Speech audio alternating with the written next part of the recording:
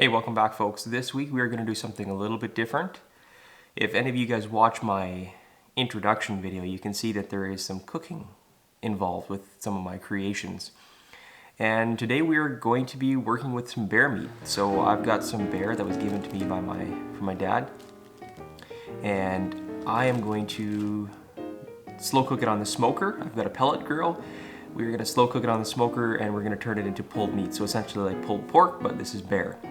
As you can see, the meat has a fair bit of fat on it. I left that on there because I wasn't sure what I wanted to do with it exactly. Now, I have done a few different roasts like this already of the bear.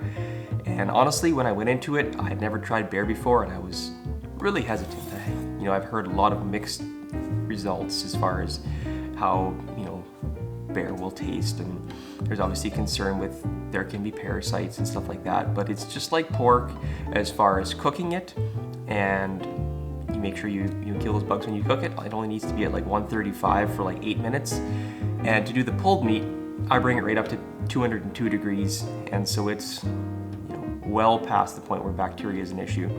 And it is absolutely phenomenal. It is delicious. I've done 4 or 5 like this already, and I fine-tuned it to the point where we've had people who typically don't like any sort of wild game just love this stuff. So if you're interested in watching how this all goes together, I'm gonna go through the process. I'm gonna do the best I can with being inside and outside in a totally new location, as you can well tell. And yeah, let's smoke some bear meat today, shall we?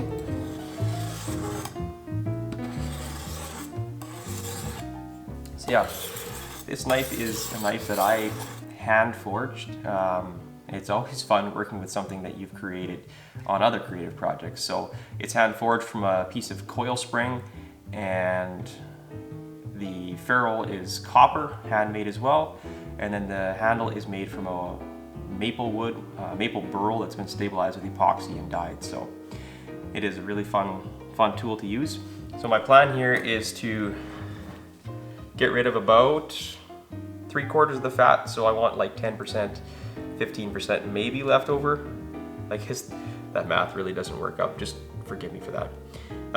Because I've tried it before and it does render down some of the fat during the cooking process, but not all of it. So I want a nice bark on the outside of this when I'm done, so I'm going to try to get rid of most of the fat. Okay, so I've got this basically trimmed off how I want to.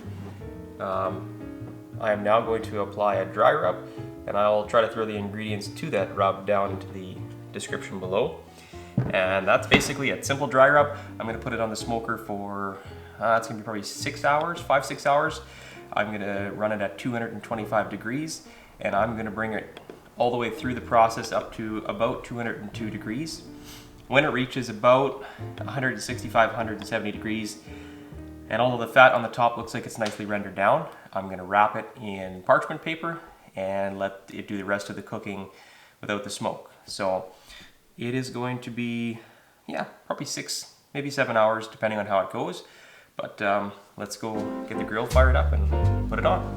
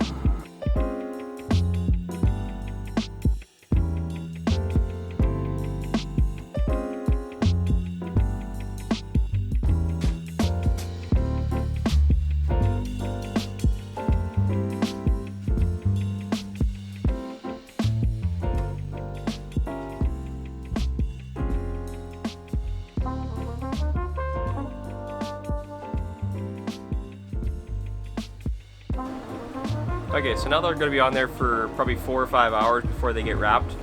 After they've been on for about an hour or so, I'll go put probes in there. So I've got 4 digital probes that I can monitor either through the grill here or on my phone. So I'll put probes in after they've been in about an hour, and then once I feel like the fat has been rendered enough and there's enough smoke been taken in that it's not going to take any more, then I'll wrap them for the last hour or two of the cook, and then when I'm done I will show you the final product.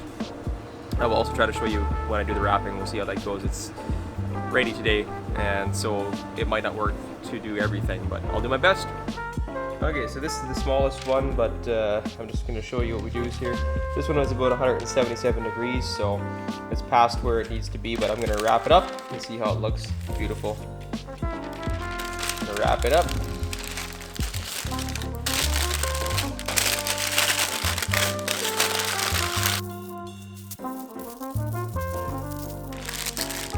Wrap it up nice so it can retain the heat.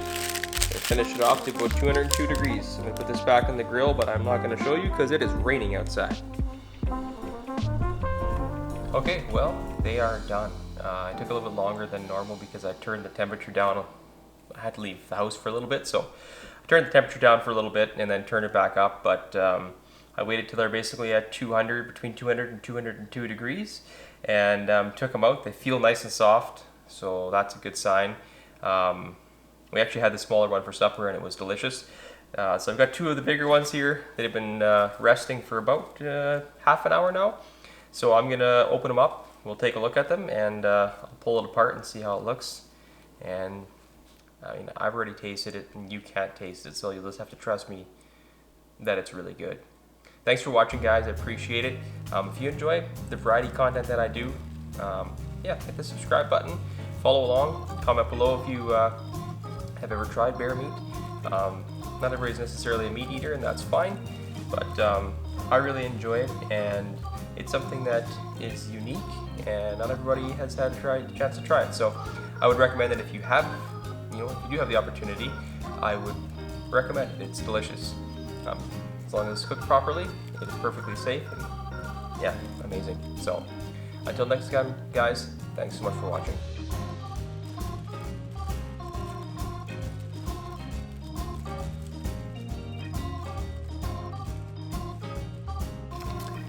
If you're wondering if they're actually still juicy, that would be the answer to your question.